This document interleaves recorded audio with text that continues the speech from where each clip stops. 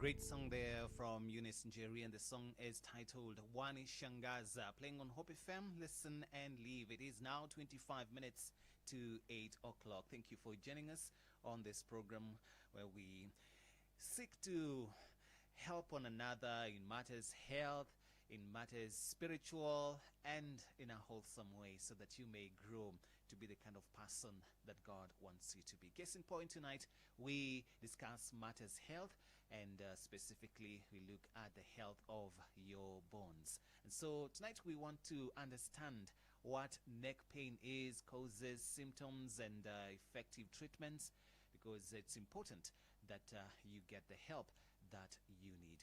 Joining me tonight is none other than Dr. Chelsea Shikuku, all the way from AICQ International in Kijabe, to help us unravel the mystery that is neck pain. But once we start with the program, you're also invited to send your questions or your thoughts regarding this discussion. You can send it to our SMS line 20933 or on WhatsApp 0717 400 555. We're live on Facebook as well as on YouTube, Hope FM Live. Welcome, Daktari. Asante sana. How have you been? I've been well. Mm-hmm. It's been a couple of months since I was here. Yes. Yeah. When was it? Was it last year or this year? No, I think this year. This year. Mm-hmm. Uh-huh. Yeah. So how is it going? It's going well. Mm-hmm. We thank God. Mm-hmm. The rains are here. Yes. Hopefully in good measure. yes. Yeah. And we bless the Lord for that, because whenever rains come, I know farmers are happy. Yes. And it comes in moderate form, not to the extent that it destroys the crops and all that. Absolutely. And so the team at Kijabe, how are they doing? They're all doing well. Mm-hmm. It's busy, but busy is good. It means we're reaching more and more children.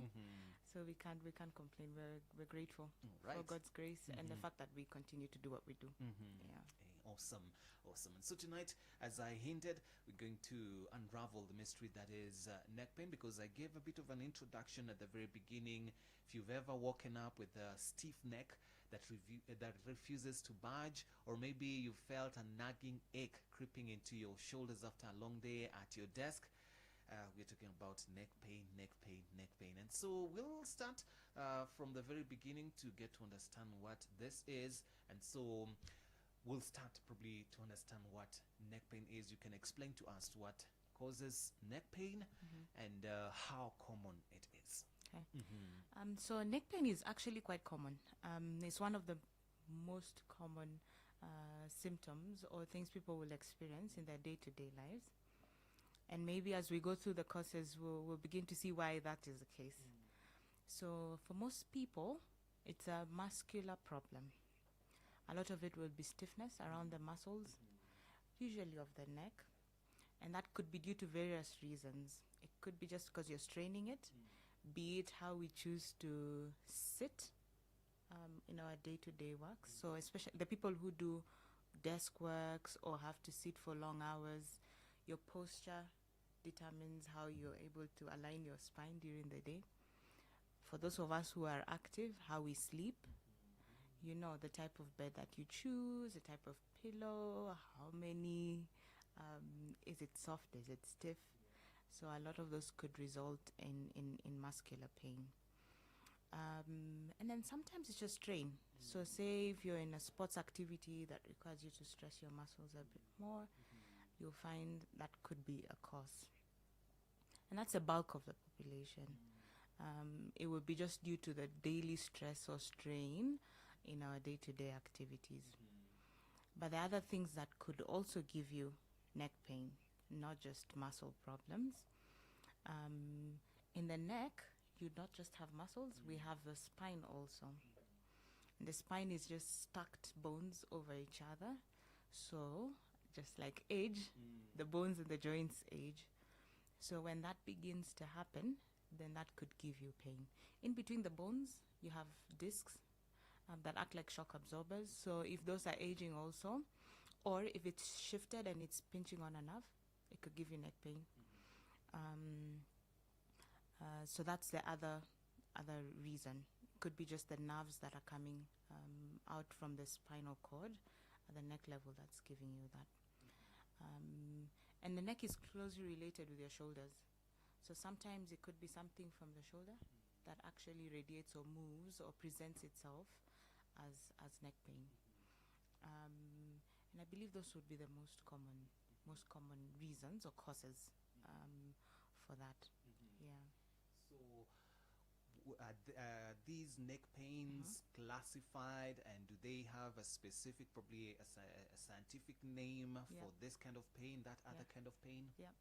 So you would typically classify them into different things. Either you could use the time you've had it. That's one way. If it's acute, less than 2 weeks. Subacute, 2 weeks to about 6 weeks. Chronic means it's gone on for a long time, more than a month and a half, more than 6 weeks. You could classify it by the primary cause. As we said, is it muscular? Is it bone or degenerative around the joints? Is it neurogenic? Is it myelopathic? That's from the spinal cord itself that's being pinched or is being pushed by something. So there are different ways you could classify them. Again, you could then further subclassify them into very technical scientific terms, but those are the general ways. Either you classify them by the cause or the time that you've had the pain.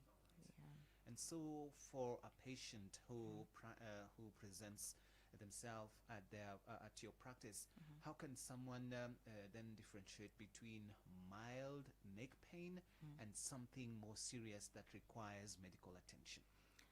So as we said, it's very common, and it's important to look out for what we call red flags. Things that would make you think, maybe that's more than just me straining my muscle in bed or at work and the normal stuff we do. So one is the timelines. Most of the time, by about 6 weeks, a lot of the muscular issues will be gone or will have resolved by then. So if it's going on for a long time, that's one reason to be concerned. If you're having symptoms that suggest that something more nerve related is happening, that could be numbness. And the nerves that leave the spinal cord at the level of the neck supply your arms and forearms and hands. So if you're pinching a nerve at that level, then you'll have numbness at different levels, either of the arm, of the forearm, of the fingers. That would be concerning. It shouldn't be pain that wakes you up at night. So if you're having to wake up in the middle of the night because you're in pain, then that's another reason to be concerned. If there's any weakness that's associated with it, you're feeling like one side or both sides are not as strong as they used to be, then that's pointing towards something more nerve or spinal cord related as opposed to muscular. So those are things to look out for. The beauty is, as we manage all of these different causes of neck pain, more often than not we start with non-invasive things. And I know we'll talk about how to treat this, but it's important to look out for some of these red flags, as we call them, so that things can be caught early and addressed early on before they move along and become more severe. More specifically, when it comes to our lifestyle, could you mention how our lifestyle can be able to contribute to us having neck pain? So we'll talk posture. Posture is how you sit. So your neck should be centered over your back. So if you're doing like forward bending postures, a lot of the times, if you're rolling your shoulders forward, it means your neck is going forward in relation to the rest of your back. So the neck muscles are having to take a lot more strain than they would than if you have like an upright posture. So my advice would be, if you're sitting for a long time, to invest in a good chair, an ergonomic chair that allows you to have like a normal alignment of your spine, but also be intentional with how we stand.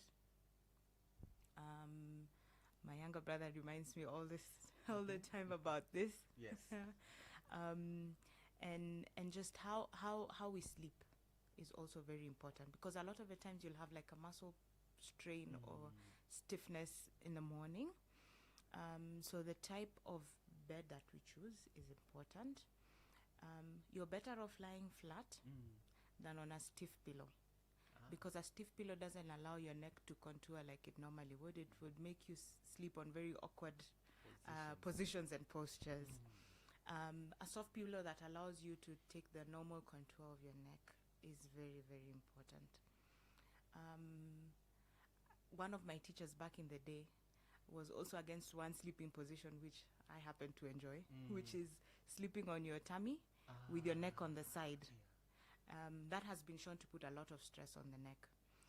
So just being aware of some of these things and being intentional about it really does improve. If you're doing a lot of heavy lifting, if you're lifting heavy weights very close to your body, then it means you're stressing your neck muscles. So stretching your arms out a little bit more helps to balance out the forces. So it really requires investing on our day-to-day decisions on how we sit, how we move, the activities we do, and how we sleep. It's interesting you've mentioned all those, because in my mind I'm also thinking about that listener who would carry heavy luggage on the head. How can this in one way or the other affect the neck? I think with heavy luggage Yes. over the neck, again, as we said, it's an issue of how much strain you're giving. So anything that strains the neck would then predispose you. And I know people have asked me before, but our grandmothers carried heavy stuff on yes, I'm thinking about that as well. So, but you'd notice they would not put their hands up, and they would sway as they go. So it allows you to still maintain the general posture of your spine even as they walk. If you ask me to put something over my neck, I'll want to hold it stiff and firm so that it doesn't fall. Yeah. And I'm forcing a certain muscle to stretch out in a position that it shouldn't. So we're not saying that you can't carry heavy objects. If you do it like our grandmothers did and balance it out as you walk and sway, then I guess that would be okay. But any weight or strain on your muscles around the neck and shoulders, because those two work as a unit, could then predispose you to having neck pain. Now let's look at the diagnosis and treatment, because we had mentioned earlier on, when does somebody know this is mild or something that they can come to your practice. So what diagnostic tools or tests are commonly used to evaluate neck pain? So the first thing would be you get a physical exam. After you've given your history, say I have neck pain, this has been going on for this long, and your primary physician would tease out some of these things that we're addressing, just to have an idea of how concerning the symptoms are. Then get a physical exam. In terms of diagnostics and imaging, a lot of us would start with x-rays. It gives you the general alignment of the bony structure of the spine in the neck. And then if you have concerns with like the spinal cord or nerves, you could do more advanced imaging, like an MRI that would give you a better understanding of what the nerves look like. Is anything pinched? Has any disc moved like we talked about and is pinching on a nerve or the cord itself? If you're having like numbness and weakness, we could do electromyography studies just to make sure it's not something that's centrally starting the cord. What level is the pinch happening? You could do CT scans if you're concerned about the bony structure. So it could range from simple imaging like x-rays to more and more advanced imaging, depending on what your orthopedic surgeon would be concerned about. Again, as I said, some of this pain is referred, so it could be even like a shoulder problem that's presenting with radiating neck pain. So a physical exam would then help us to decide how best to investigate. And what are the treatment options available? I like to look at it as non-operative and operative, because I'm a surgeon, so I'm biased. As I said, most of it would start with non-operative care. So we now are moving towards working with the physiotherapists to teach patients home exercise programs. The reason I say that, it's more consistent, and you can do it twice a day, in the morning when you wake up and just before going to bed. And these exercises would range from stretching exercises of the neck and the shoulder, strengthening exercises, just to build up on how much flexibility you have around your muscles. You cannot do physiotherapy if you're in pain. So pain management is very important if you're going down this route. And the choice of painkiller really depends on the physician. Sometimes the muscles are so tight that painkillers are not enough to control the pain. So you could get a dose of muscle relaxant short term to get the muscles to relax a bit. And then for continuity, that's where the exercises come in. We're in the era of alternative medicine, so there'll be like massages, acupuncture. There's not much evidence to support whether this works or not. It doesn't cause harm. Some people love to do it because it gives them symptom relief. Then the main objective is symptom relief. And then for the operative, we reserve for those that have imaging and symptoms that are mechanical. For example, a disc has shifted and it's sitting on a nerve that's giving you numbness in the specific area. The reason I am specific about it is because many people have terrible MRIs with no symptoms or terrible imaging with no symptoms. There's a good bunch of people who have normal looking imaging but are symptomatic. So you have to be very tailored with who you decide to offer operation for and for what reason. So it needs to be something that's mechanical, that if you change, say if it's degenerative disease and the spine has aged, if you're fusing it into one block, then they don't have as much pain as they had. If it's a nerve that's pinched and you're getting off the pressure by either taking off the herniated, the moved disc, then it gives symptom relief. But that needs to be very specific for specific reasons. And so then the orthopedic surgeon would be able to guide on what the goals of treatment are. Yeah. How effective is the particular physical therapy in managing neck pain? Because you have mentioned about it in your response. Very, very helpful. The majority of people will get symptom relief with physiotherapy, with or without medication. And that's the first line of treatment. That's where we start. Unless, of course, you have something that needs surgical intervention emergently. But we safely start with non-operative, which is physical therapy and medication to begin with. And the good thing is for most people, that's all you need. For a very small percentage, then we need to intervene further. Yeah. Let's talk about now we look at the prevention or even what you would call self-care. Yeah. And what are some of the practical tips then our listeners should get when it comes to preventing neck pain in their daily lives? It depends on your day-to-day activity. As I said, if you're sitting for long, take breaks. Take breaks. Of course, it depends on your work. Some works might not allow you to take breaks and walk around for a bit, but as much as you can, take breaks from sitting for too long. Invest in a good chair, one that's ergonomic and allows you to be able to align your spine nicely when you're seated. Avoid postures that I talked about. Do not hunch your shoulders forward. Do not lean forward. Make sure you have a straight, well-aligned spine as you sit and walk. Then, if you're lifting heavy objects, how we lift us off the ground is also very important. How we balance them off as we are walking, that's also very important. Your choice of sleep. Again, we're talking about the bulk of us who will have muscle strains and muscle pulls and muscle stiffness in the morning.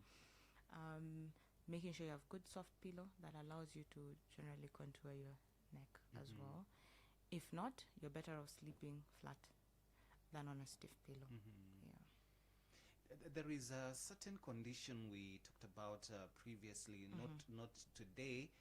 I think it's called whiplash. Yes. You know about it. Yeah. So that particular condition, or whenever somebody gets an accident or some force from behind, in such a state, does it also end up in somebody experiencing neck pain? You could.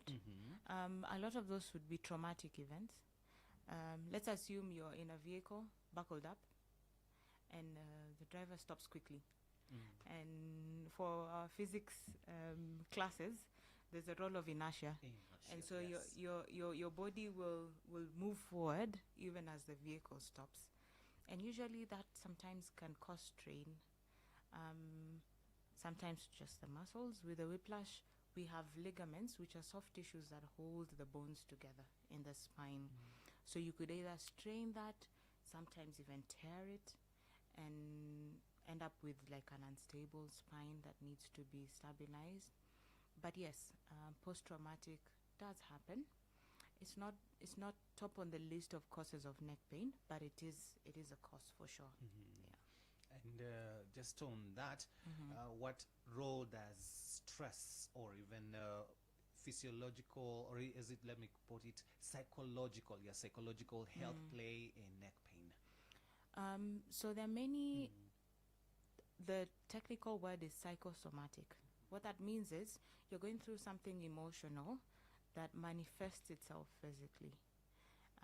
And neck pain has been shown to be one of those, where you're going through an emotional, stressful period, and the way your emotions express themselves is with something physical or physical pain.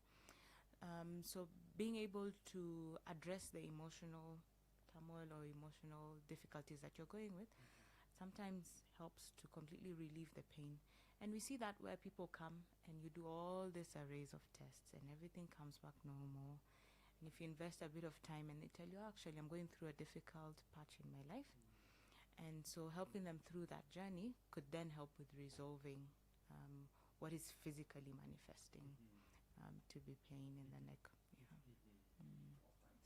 Right, thank you, Dr. Terry. And tonight we are hosting Dr. Chelsea Shikuku, who is helping us understand more about neck pain, what we need to know, causes and symptoms and treatment options. We invite you with your questions or comments regarding this via our SMS line 20933 or on WhatsApp 0717400555. Somebody listening in and appreciating the show saying, I just tuned in and the speaker of today sounds exactly like me. Like her. And for a moment saying, I was like, did I record something that I'm aware of? Great insights. Just appreciating the great insights. Thank you so much. All right. That is Wendy. I think that's Wendy sharing her thoughts there.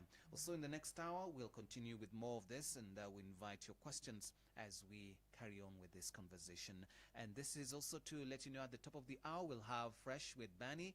Then quick look at the weather prospects for the evening and for tomorrow. Don't miss out on our Artist of the Week segment, Tumaini being our Artist of the Week, and you'll get to listen to one of his songs. In the meantime, I need to let you know that the senior pastor of Sitamburuburu, Reverend Dr. Stanley Mungathia, together with the church leadership, warmly invite you to their 18th anniversary and sanctuary dedication ceremony that will happen on Sunday, 25th of May from 8 a.m. at Sitamburuburu, Phase 5 of Mumias Road. This special occasion will be presided over by Reverend Callisto Odede, the presiding bishop of Sitam.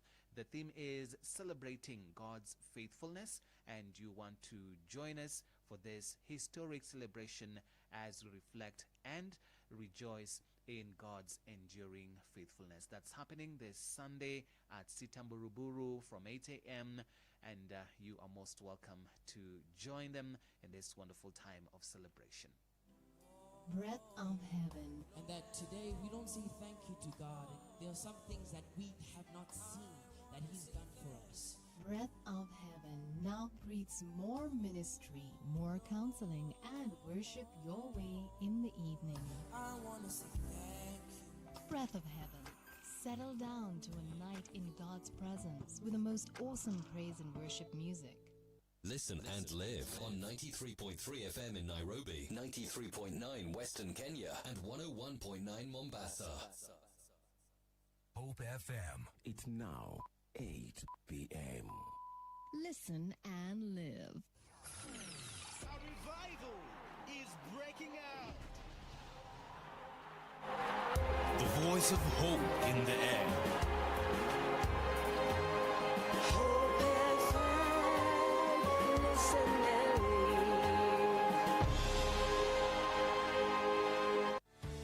So, how much do you think of your life as the journey of a pilgrim in search for something? The answer for most of us is not all that much, because after all, we're busy. Things to do, places to go, people to see.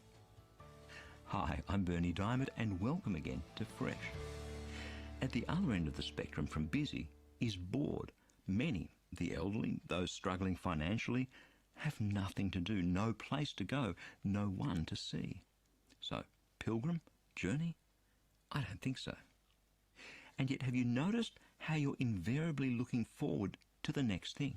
To the next holiday, the next job, the next stage in your life? That one thing that'll bring you peace, joy, contentment, satisfaction that never seems to arrive?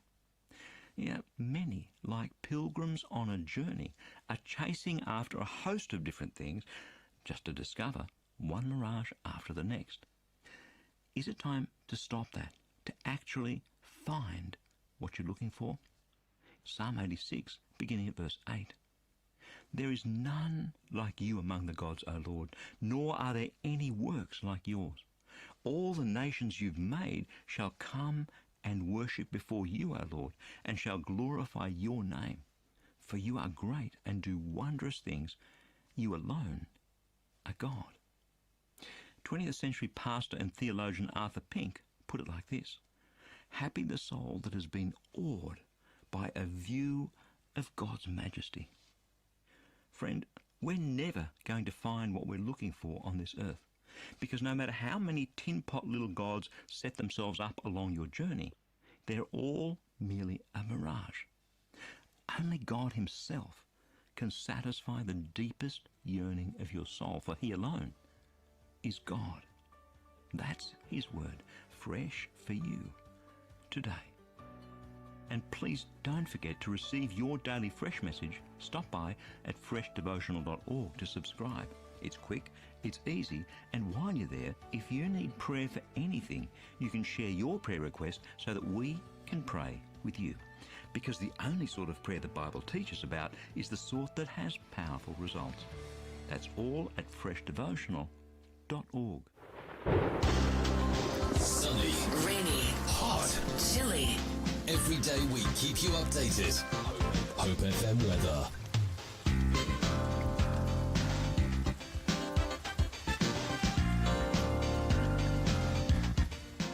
And we start off with the capital city, Nairobi. Tonight you can expect some light rain showers and a gentle breeze, lows of 14. Similar conditions tomorrow, highs of 25 and lows of 12. Heading to Nakuru, you can expect heavy rain tonight and light winds, lows of 14. Similar conditions tomorrow, highs of 24 and lows of 12. Lakeside, city of Kisumu, thundery showers expected tonight and a gentle breeze, lows of 17. Light rain expected tomorrow, highs of 27 and lows of 17. Mombasa tonight, expect clear sky and a moderate breeze, lows of 23. Sunny day tomorrow and a moderate breeze, highs of 30 and lows of 23. Eldoret, city of champions, expect light rain showers tonight, lows of 14. Thundery showers tomorrow, highs of 26 and lows of 13. Now moving to Kisii, expect light rain showers tonight, lows of 15. Thundery showers tomorrow, highs of 23 and lows of 14. Nyeri, tonight expect some light rain showers, lows of 14. Thundery showers expected tomorrow, highs of 22 and lows of 12. Meru, tonight expect clear sky, lows of 14. Sunny day, highs of 25 and lows of 13 tomorrow. And finally in Wajir, tonight expect partly cloudy conditions, lows of 22. Sun intervals tomorrow, highs of 36 and lows of 22. That's your weather update, courtesy of BBC Weather. Rafiki soul is a promise of a hand that reaches and goes beyond watangaza tumaini kote.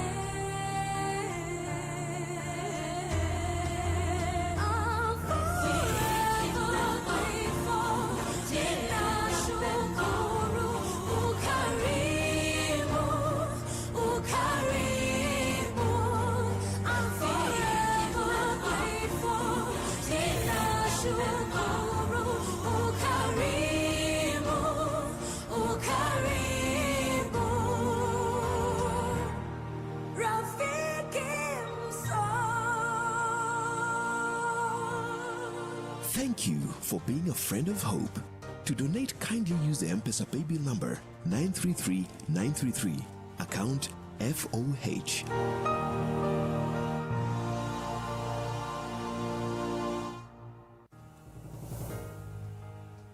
We asked and you gave. By God's grace and through your generosity, we were able to purchase all equipment needed to broadcast hope and reach one more soul in the Camel region through the Rafikimso campaign phase 1. We are deeply grateful for your partnership.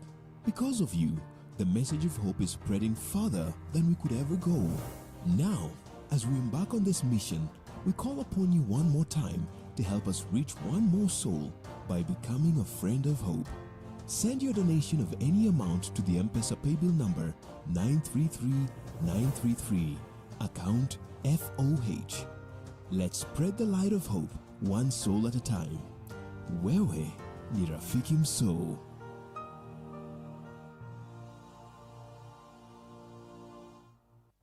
The coolest and the safest route home. Route yetu. Goliath. Patroma Kibali. Watu ambao walisomea police wanasema Goliath. Goliath. It's Goliath. Yes. It's Esau. Yes. It's Prophet. The best, the coolest and the safest route home. Anasema Devi, umesikia Kibali ameweka jina Kirende kwa sentence. Oh, why? David King is doing the most, eh? I'm doing the most, man. Like, let's go to Chadue. The other day you were telling me about Kamagera. Route yetu, weekdays from 4 p.m. Hope FM exists to know God and make Him known through evangelism and discipleship. For feedback, suggestions, or complaints regarding our programming, talk to us on 0709 861180 or email us on feedback@hopefm.org. Reach us through our social media platforms at Hope FM Live. We would like to thank you, our listener, for your continued support. Hope FM. Listen and live. Breath of heaven. Settle down to a night in God's presence with a... Welcome to the world of Hope Media, a media unit of Christ is the Answer Ministries that is committed to spreading the gospel of our Lord Jesus Christ through the transformative power of media. Hope Media is dedicated to utilizing various forms of media to spread the message of hope, love, and redemption to all people around the world. Hope Media consists of various units that work together to achieve this goal. These units include Hope FM. Hope FM is your #1 Christian radio station offering you discussions on current day-to-day issues, inspiring music, life-changing sermons, and news updates, broadcasting 80% in English and 20% in Swahili, with listenership of over 12 million every month. Hope TV. Hope TV programming is designed to inspire, educate, and challenge the viewer with wholesome content to reach various demographic groups, children, youth, and adults, both male and female, with viewership of over 24 million every month. Hope Recording Studios. Hope Recording Studios is a state-of-the-art recording facility that offers high-quality recording, mixing, and mastering services. It is designed to meet the needs of musicians, artists, and other creative professionals who require top-notch recording facilities. Hope Creative. At Hope Creatives, we believe that inspiring graphic design work doesn't just happen. It takes the right people with wild, out-of-the-box ideas committed to the same ideals, working together to make it happen.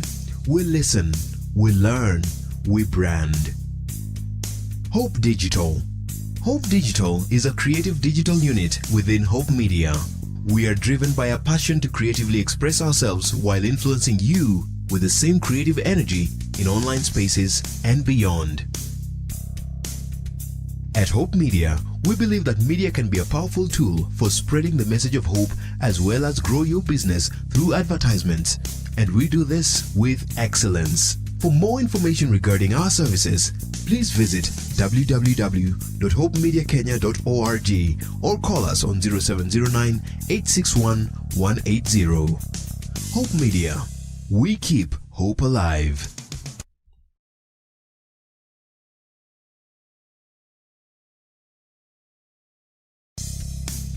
Welcome to the world of Hope Media, a media unit of Christ is the Answer Ministries that is committed to spreading the gospel of our Lord Jesus Christ through the transformative power of media. Hope Media is dedicated to utilizing various forms of media to spread the message of hope, love, and redemption to all people around the world. Hope Media consists of various units that work together to achieve this goal. These units include Hope FM. Hope FM is your #1 Christian radio station offering you discussions on current day-to-day issues, inspiring music, life-changing sermons, and news updates, broadcasting 80% in English and 20% in Swahili, with listenership of over 12 million every month. Hope TV. Hope TV programming is designed to inspire, educate, and challenge the viewer with wholesome content to reach various demographic groups, children, youth, and adults, both male and female, with viewership of over 24 million every month. Hope Recording Studios. Hope Recording Studios is a state-of-the-art recording facility that offers high-quality recording, mixing, and mastering services. It is designed to meet the needs of musicians, artists, and other creative professionals who require top-notch recording facilities. Hope Creative. At Hope Creatives, we believe that inspiring graphic design work doesn't just happen. It takes the right people with wild, out-of-the-box ideas committed to the same ideals, working together to make it happen. We listen, we learn, we brand. Hope Digital. Hope Digital is a creative digital unit within Hope Media. We are driven by a passion to creatively express ourselves while influencing you with the same creative energy in online spaces and beyond.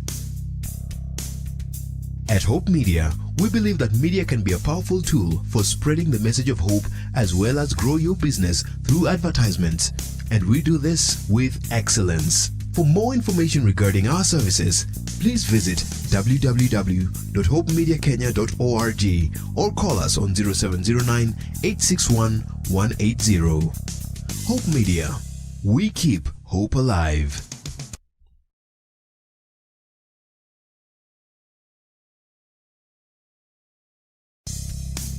Welcome to the world of Hope Media, a media unit of Christ is the Answer Ministries that is committed to spreading the gospel of our Lord Jesus Christ through the transformative power of media. Hope Media is dedicated to utilizing various forms of media to spread the message of hope, love, and redemption to all people around the world. Hope Media consists of various units that work together to achieve this goal. These units include Hope FM. Hope FM is your #1 Christian radio station offering you discussions on current day-to-day issues, inspiring music, life-changing sermons, and news updates, broadcasting 80% in English and 20% in Swahili, with listenership of over 12 million every month. Hope TV. Hope TV programming is designed to inspire, educate, and challenge the viewer with wholesome content to reach various demographic groups, children, youth, and adults, both male and female, with viewership of over 24 million every month. Hope Recording Studios.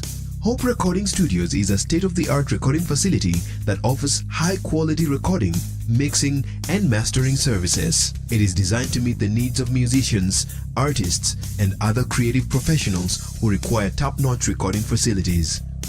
Hope Creative. At Hope Creatives, we believe that inspiring graphic design work doesn't just happen. It takes the right people with wild, out-of-the-box ideas committed to the same ideals, working together to make it happen. We listen, we learn, we brand. Hope Digital. Hope Digital is a creative digital unit within Hope Media. We are driven by a passion to creatively express ourselves while influencing you with the same creative energy in online spaces and beyond. At Hope Media, we believe that media can be a powerful tool for spreading the message of hope as well as grow your business through advertisements, and we do this with excellence. For more information regarding our services, please visit www.hopemediakenya.org or call us on 0709 861 180. Hope Media. We keep hope alive.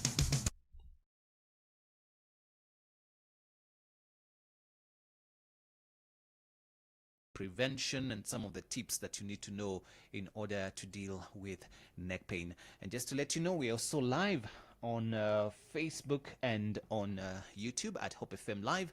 You can catch us there. And so, Dr. Ari, we had a conversation just before we came on air, and I said it will be beneficial also for the listener as we carry on. I know we'll continue with this matters to do with neck pain, and it has something to do with it as well. And in the previous program, it's called Route 2. My good friends there and colleagues, David King and Pat Kibali, were talking about massages. And of course, asking Christians, is it okay for a Christian to do that and all. I know the issue was resolved, but we want to look at the health benefits regarding massages when somebody goes to a professional masseuse. Yeah, what are the benefits of those massages, if any? So there are benefits from a musculoskeletal perspective. Even outside the massage itself, using like hot or warm towels does help to relax the muscles a bit. So remember, we're talking about neck pain, and some of that could just be tight and stiff. And so doing that could help relax the muscles a bit. The same applies for a professional. They would know what direction to move the neck. And a lot of it would be, like side to side with moderation, up and down. And all of that is just to stretch out the muscles slowly. And they could also put in some relaxing, we'll call it massage, relaxing massage. And that has been shown, and I have testimony of the same, where that has helped me before with my musculoskeletal pain. But I would endeavor to go professional, because as we said, it needs to be somebody who knows where and how much pressure to apply without causing more harm. That's why I also alluded to that barber shop kind of a situation. You have already received your haircut, and then there's that other section where there are these ladies who will massage your neck and your shoulders. And there was this specific one I went to. I think it was the last time I was in a barber shop, and this lady turned the head to the right till there was like a certain sound. Same to the right side of turning the head to the right side, and then I wasn't comfortable with that, because later on I experienced headache. And so I'm asking, in this kind of scenario, what are the pros and cons when it comes to going to barber shops, and then such kind of treatment is done on you? Yes. I mean, the pros is, just like we said, a professional would sort of move the neck side by side with the aim of relaxing the muscles really, and stretching out the muscles around the neck and the shoulder. But as I said, it needs to be somebody who knows how much pressure to put. So if that's not done with moderation, then you could actually end up causing strain on the muscle and not relieving the stiffness that you have. So endeavoring to have this done by professionals. I don't know much about the beautician business, but doing it with moderation could be actually beneficial. Of course, if it goes overboard, then you would now cause strain to the muscles around your neck and shoulder, which would then now give you pain long term, which you didn't necessarily have. All right. And so we'll carry on. And thank you for highlighting that. Especially you talked about the issue of professionals when it comes to this, so that somebody may not end up injuring themselves or being injured in the process. All right, so I'd like your comment on this. Matters to do with the impact of aging on the is it the cervical spine and neck pain? Yeah. Yes. So the bones age, but so do the joints around the bones. The bones age over time, and sometimes they grow extra bone on the sides, especially around the cervical spine, which is what we're addressing today.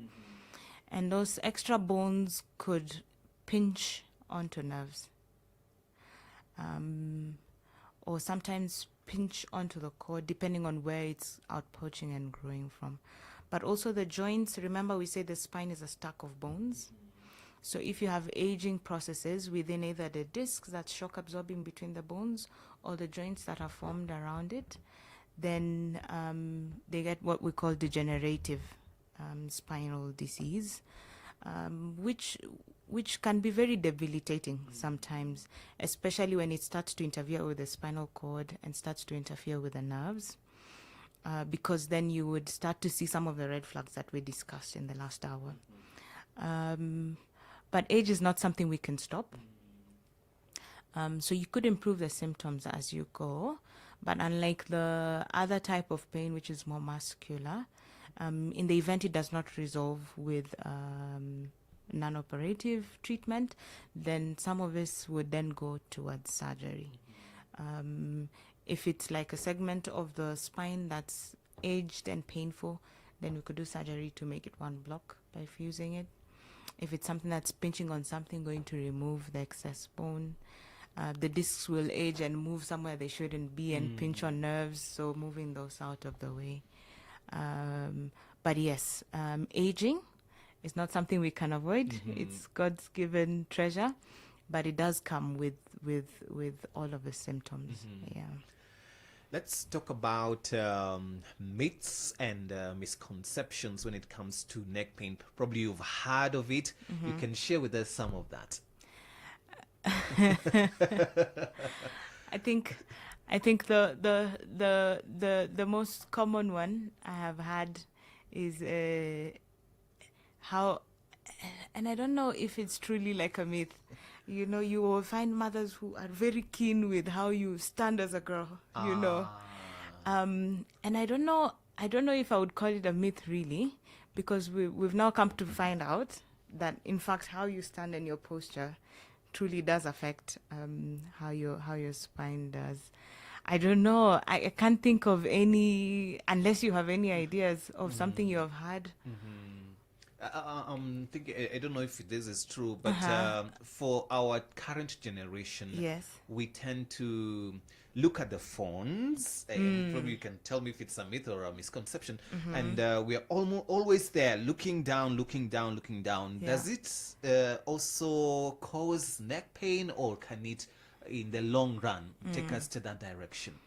So remember we said normal posture of the spine is with the neck centered over the rest of your back. So if you're leaning forward, yes, that could be a cause in the long run. So I know now there's a lot of working remotely, be it on our phones, be it on our computers. So it's something we need to be aware of and take note of. Does just looking at your phone for a few minutes during the day cause an effect? No, but you have to think about the compounded effect of a couple of years. It might look dismal, but you compound that over a couple of years, then you begin to see the effect over time. Yeah. All right. And I think I'll take you back to a bit of matters treatment and, the intervention, surgery and all that. And could you mention to us, when is it absolutely necessary for you now to take the direction, the surgical intervention when it comes to dealing with neck pain? I think the most common one is what we call cervical myelopathy. What that means is, for some reason, be it the disc, be it excessive bone that's grown due to aging processes, is pinching onto the spinal cord and the nerves. and you have tried all of these non-operative things. Now there's weakness that's coming on top of the numbness. Then you really have to do surgery to go and take off the pressure of the spinal cord. The challenge is if you wait too long, then even doing surgery doesn't resolve the symptoms, because already the cords and the nerves have taken on so much pressure and tension over time. So we don't really delay those for too long, because sometimes you even take off the pressure and the symptoms don't go away. But as I say, those would come with other compounded symptoms, not just the neck pain. So that for me would be a situation where we would have a discussion and say, okay, this is what you have, and to be able to take care of the symptoms without debilitating effects afterwards would be to go for surgery. I think that would be the most common one, a pinch on the nerve or the cords for different reasons. Sometimes it's something that's growing where it shouldn't be growing. So anything that's causing that kind of strain, then for sure. In children, I will bring children up. Yeah, because you deal with them. Because I deal with children every day. Yes. Children who are born by difficult deliveries, and you stretch out the arm as you try to assist and leave the head attached inside. It stretches out what we call the brachial plexus, which is just a nerve complex coming out from the cord to supply the nerves. A lot of these children will resolve by the first 3 months, but then we have a small group who do not, and would then need surgical intervention to be able to get as much function as you can on the limb.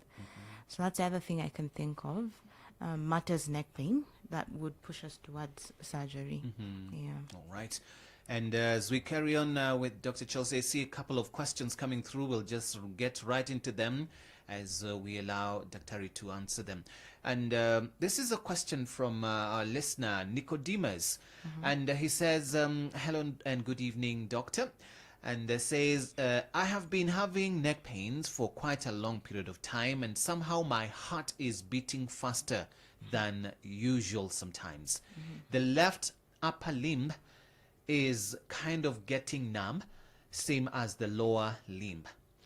I've been to hospital and no disease yet diagnosed. What might be the problem? And please, or what clinic should I go for treatment? It's quite stressful. Okay. Yeah. So I think first, Nicodemus, thank you for sharing your concerns. I believe, one, because of the duration that you've had your symptoms, that catches my attention, but also two, the fact that you also have weakness associated with the pain. So then the person to see would be a spine adult surgeon. The reason that is important is then they would be able to properly investigate your spine and figure out what the cause of the neurological symptoms, which are the deficits that you're presenting with, would be. I'm sorry you've not had any attention given to your symptoms, but I do believe seeing an adult spine surgeon would be very beneficial. Yes. All right. And a couple of others here, and these ones probably not necessarily to do with the one that we're talking about, but this one is indicating that I had right knee pain. I had a right knee pain which lasted for several weeks, and when tested, my uric acid was at borderline. A doctor later gave me some supplements, Forte, for a month, and I'm still on it. And so asking, did they ask a question? They're just giving us that scenario. I don't know, it's unclear to me whether that helped, the intervention that was given. So for sure, if you've not had any resolution with your symptoms, even with the intervention that's given, then definitely scheduling a return visit would be important, to just relook at everything and see if there's anything new that has come up or something that could explain. If the symptoms have gotten better, that's perfect. You could just keep a close eye on it. Yeah. All right. This one here is presenting another question. matters to do with, is it back pain? Let me just get it. Yeah, saying I have worked for a year in a logistics company where I've been involved in lifting heavy weight goods. Like 2 months ago, I began feeling a bottom back pain around the waist. Then after seeking treatment, the pain moved to the center of the back. Please assist me. What should I do? So for your day-to-days, you seem to be lifting heavy duties, heavy objects or heavy items. So just being cognizant of that, how you lift objects, especially off the ground, is important. If you're just leaning forward and lifting it immediately, then that could cause more strain on your back. I do hope that you're on some form of stretching regimen for yourself, because that helps with maintaining the back posture and keeping all your muscles relaxed and flexible. In the event that the pain still persists, or you start to have numbness or any weakness, then it would be important to see an orthopedic surgeon to get a proper assessment, proper imaging, and be able to decipher exactly what's going on. Right. And these are just some open questions here. I see another one saying, Daktari, I usually have pain on my feet, especially when I wake up in the morning and after walking for a long distance. This pain is at the heel, sometimes causes difficulty in squatting. Please help me. What causes the pain, and how can I go about it? So the most common cause of heel pain, especially with activity, is something we call plantar fasciitis. I will explain. The plantar fascia is like a blanket of tissue on the bottom part of your foot, which sometimes gets inflamed. That causes the pain. Footwear is very, very important when it comes to this, because you need a soft, well-padded inner sole. And usually that's the beginning or the right way to manage it. And for most people, once you change your footwear, the symptoms seem to get better. And if that doesn't improve, then definitely seeing a physician would be beneficial. Then they can do some further imaging. But plantar fasciitis is the most common thing, and shoe modification would be the way to address it. All right. Another listener here, Ken. Ken says, I'm following the health discussion. I have a small swelling on my left side of the neck. What could be the problem? Just a small swelling on the left side of the neck. Didn't indicate if it is paining or what. But maybe, Ken, you can highlight that, even as Daktari is answering the question. I think there are many things that could give you swelling on the neck. It's a whole list. We have like lymph nodes, which could be swollen or inflamed for different reasons. You have blood vessels coursing around the neck that could have an outpouch that you shouldn't have.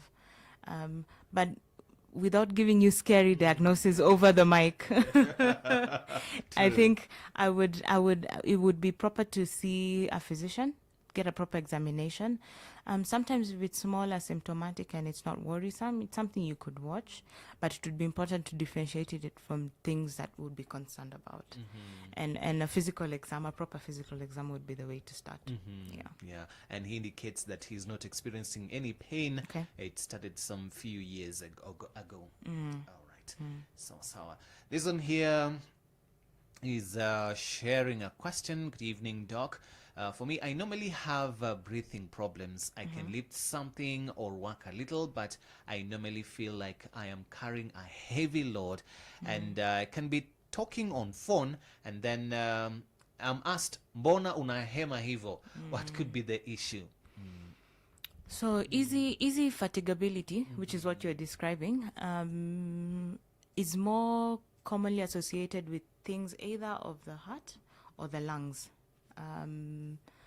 And so as much as I'm an orthopedic surgeon, that would be best addressed by a physician to get a proper examination of what your respiratory, which is the lungs and the pipes and everything, and your cardiac, which is the heart and the vessels, are, and what that could be, really.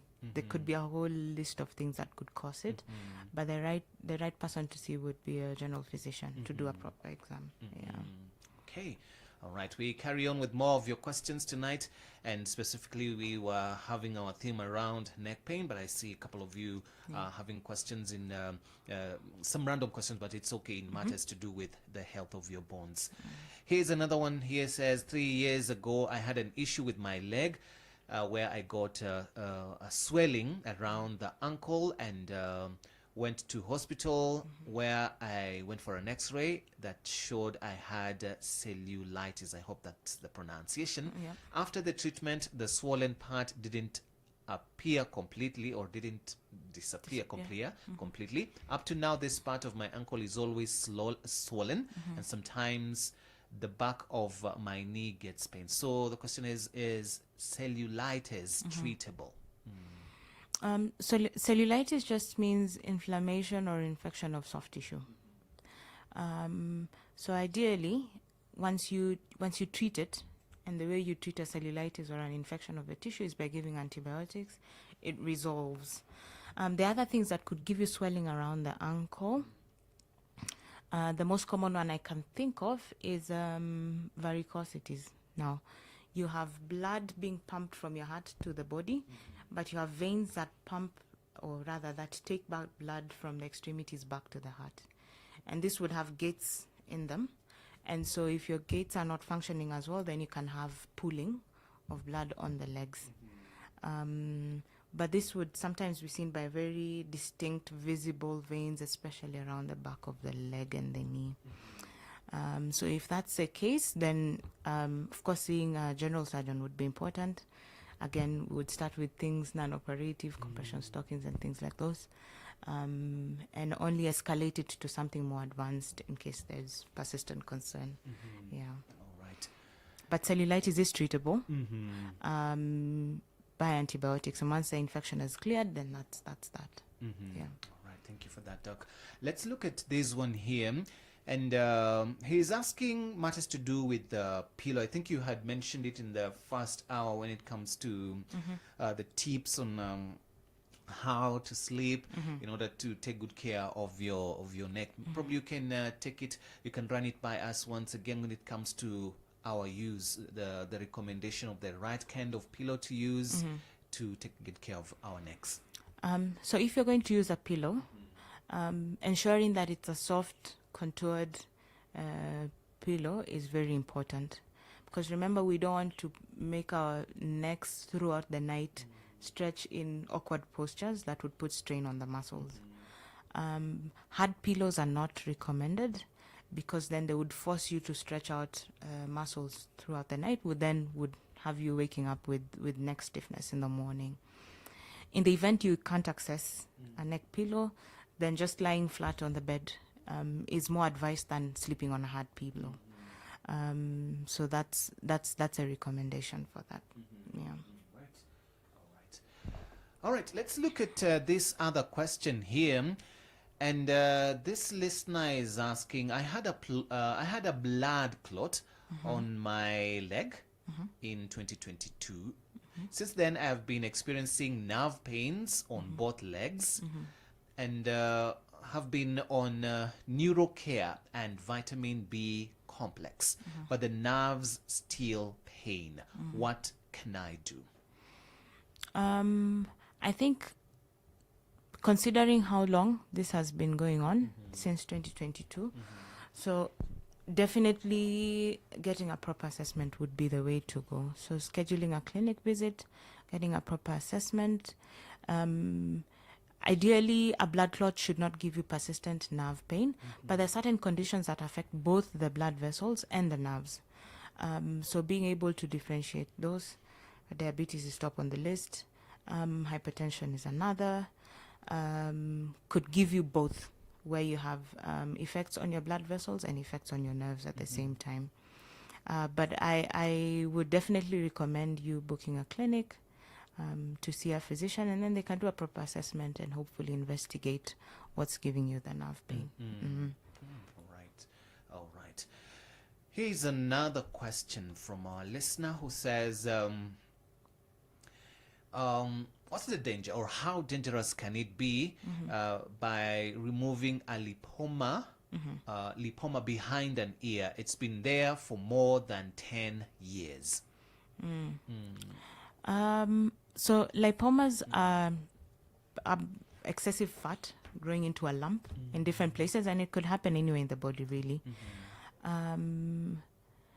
We take them out if it's causing symptoms, and depending on how big it is. Sometimes it's big enough that it will affect how you sleep, or it might rub on something as you're moving. If it's on the back of your ear and you're a spectacle wearer like me, it might affect how the specs sit on the back of your ear. So basically, if it's affecting your day-to-day function, or if it's big enough, then you could remove it. No surgery is without risk, because this would be done surgically. You would have to go through anesthesia that comes with its own risks. Behind the ear, you have structures there. So definitely getting a good surgeon to get it out in the event it's causing you problems, and limiting your day-to-day function would be ideal. But leaving it alone, if it's not causing you any trouble, is not a bad idea. All right. Thank you for highlighting that.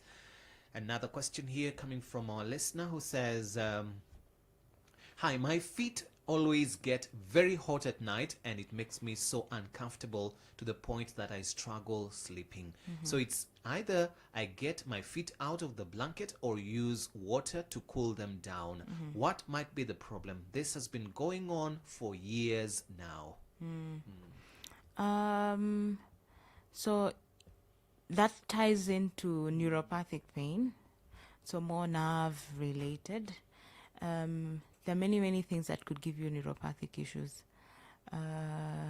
So of course, getting a proper, and I will insist, it's very difficult to do a diagnosis without doing a physical examination and taking history and better understanding exactly when it began and how it's affecting you. So if it sounds to me like it's very uncomfortable to you, so I believe seeing a physician to do a proper evaluation would be beneficial, and just to rule out some of the concerning things that could give you the neuropathic pain that you're having. This one here is asking, I have this pain that runs from my collarbone down to the elbow, which subsides when I take muscle relaxers, and also gets numb at night. I am on hypertensive drug, of which some of the side effects is muscle pain. How do I go about this? You're right. The medication could give you the side effects that you're getting, but also hypertension in itself could give you nerve symptoms, let alone the medication that you're taking for it. It really depends on the severity and the frequency of how this is happening. We tend to balance benefit versus risk. So in the event that the medication is now causing you more symptoms, then discussing with the physician and looking into like alternatives, ways of controlling the blood pressure, which is very important, would be ideal. In the event that's not a concern and you're still having the persistent pain, especially at night, so then your physician would be able to direct you accordingly to see an orthopedic surgeon for proper evaluation. But I believe that would be the first place to start. Moving on swiftly, another question here. This is from a lady who says, I used to play basketball in high school in the year 2017, but got a knee injury. The pain was never as frequent as is now. I can't sit for long in a place. I can't stretch my leg. Other than lack of exercise, do you think weight plays a part in joint pains? So yes, but the weight does. The way I look at it is you're putting more load and strain onto the joint. And so with ensuring that the weight is within the right BMI, it's not a flat figure, it just depends on what your height is. So having BMI related goals would be very, very important. And so that would then reduce the amount of stress and strain that the joints have to take. For some people, controlling the weight completely resolves the symptoms around the joint. So that's a good place to start. Weight management is a difficult thing. I know people will say exercise more, eat better, have a balanced diet.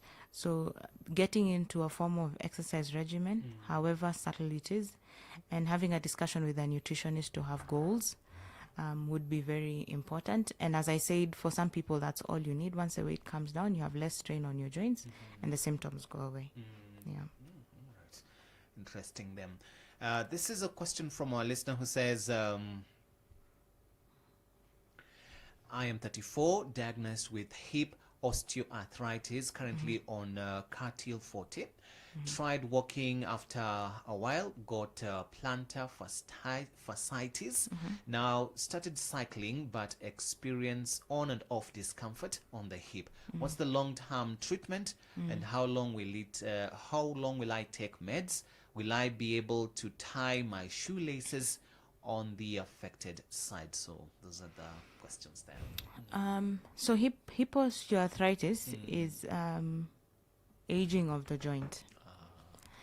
And just like God's given clock of age, we do not have a reverse button to the changes that are happening in the joint. But as I said before, just like with the neck, there are many people who have scary looking images with no symptoms. So what we focus on mainly is the symptoms that you have, and find ways to control the pain or the discomfort and keep the joint as flexible as you can. And we try and do that and buy time until you're in your midlife or later ages, when you can then do a surgery to replace the joint. Because then, as I said, we do not have anything that can cure or reverse the aging process of the joint. But you also don't want to do surgeries like a hip replacement early, which would explain why, your doctors are recommending that we try exercises and the medication to control the symptoms for now. I hear you're already on different exercise regimens. So trying a low strain exercise like swimming sometimes is also beneficial, because it doesn't put as much strain on the joints also, and it maintains the flexibility around the joint, which would then allow you to be able to lean forward and tie your shoelaces. So avoiding high impact sports and choosing more low impact sports would be beneficial for you. And as long as you're staying active and the joints are staying flexible, then doing things like tying your shoelaces shouldn't be a problem. Once the hip starts to get stiff over time, then you might find it difficult to lean forward and tie your laces. So in terms of the meds that I think she's taking, how long will this take? It really depends on how the symptoms behave. Because as I say, the meds are just to help with controlling the symptoms that you have. We're not necessarily treating, like completely eliminating what you have. The beauty about it is once the symptoms get better, then you need less and less medication. It's very difficult for any one of us to say, oh, you'll use this for 6 months or 6 weeks or 3 weeks. It really depends on how you respond to all the treatment that's being given. I have been diagnosed with cervical neck pain. Okay. And pain, done physio, and the pain went down, but I'm feeling weak on my left side of the shoulder going down to my lungs. Please help. Just like we said, most of the time the symptoms will get better with physio, which I believe is what's happening. If you still do have weakness, then again, discussing this with your physician would be very important, just to further understand exactly what's going on. I'm not sure if the weakness is on the arm or it's just on the chest. All of those would determine what level to look at. If you're looking at the chest, then that's below the cervical level. We're thinking thoracic, a bit lower in the chest. So again, discussing this with your doctor and ensuring that we're managing all your concerns would be important. Yeah. This one saying, kindly ask Doc, my sis has been having knee issue since the year 2022. She has been in and out of hospital, but she hasn't found a permanent solution. What could be the issue? She once was diagnosed with lupus in 2016. Could it be the one causing the pain? Right now, she is feeling too much pain on both knees, and what can she use to ease the pain? So lupus could give you joint pain because the way lupus happens is your body is mounting a response to normal healthy tissue. Ideally, we only mount a response to foreign objects or materials in our body. You get a bacterial infection, the body responds by mounting an inflammatory response. But with lupus, it's attacking its own normal healthy cells. And one of the ways it could manifest is with joint pain. So making sure your sister is on follow-up with a rheumatologist on anti-inflammatories. Again, this is not my line of profession, and all of these medications keep changing over the years, but properly managing that could then help with the symptoms. So I would start there with the rheumatologist, make sure she's on proper anti-inflammatories, and then hopefully that helps with the symptoms that she's having. Yeah. Probably one more, and then we conclude with our conversation. And this one says, what causes burning sensation every morning on the upper part of my leg? On the upper part, not the one that steps down. I have been on painkillers, which I think have not solved the problem hitherto. So asking how they can find a solution to this. So the nerves that supply the upper part of your foot all originate from your lower back. So just like we have with neck pain, where the nerves that are going to the upper limbs start from the neck part of your spine, the ones that supply the upper part of your foot come from the lower back. So a lot of that pain could be from the back. And so looking at the spine, the lower spine would be a good place to start, and making sure that there's no nerve that's pinched that could then explain the burning sensation that you have on your foot. Again, that would involve getting a physical examination, getting proper imaging as we discussed, and making sure that what we see on imaging ties in with the area that you're having the symptoms on your foot. Yeah. All right. And we've had a very, very insightful conversation tonight, and I believe that the listener has quite well benefited. I've also benefited a lot from it. And so, as we do a conclusion, you can wrap it up nicely. What final advice would you give to our listener who might be struggling with neck pain right now, and they need some sort of advice or solution to it? So I believe we all need to take care of our postures, take care of our day-to-day activities and habits. Look out for red flags, like we said, persistent pain that wakes you up at night, any numbness or weakness that's associated with the pain, to be able to seek medical advice with your physician. I think that's my parting shot. Yeah. And then for someone who would like to visit with you, or even would like to consult, those who are interested to find out where they can reach out to you or where you practice, they would want more information on this. Probably you can direct them on how to do it. So we're AIC Cure Children's Hospital. We're based in Kijabe, here in Kenya. So if you'd like, we are biased to just the children below 18, just because that's where our heart lies. But you're welcome to visit us there in Kijabe. We do have our website, and we believe we'll leave the details here for you to be able to find our contact details. We do have an Instagram page, Cure Kenya, where you can follow us, and a Facebook page also. Yeah. All right. Much appreciated. Thank you so much, Dr. Chelsea Shikuku, for coming through. I believe that it has been a wonderful session for us to learn and to be more keen on how we treat our necks and other parts of our bodies, that we may be in a good state in terms of our health. Well, send our love to your colleagues at Cure International. I will. And looking forward to having you very soon, or one of your representatives from AIC Cure coming next month to discuss yet another issue. Exactly. All right. Thank you so much. Thank you for having me. You're welcome. It has been a pleasure as always. You're welcome.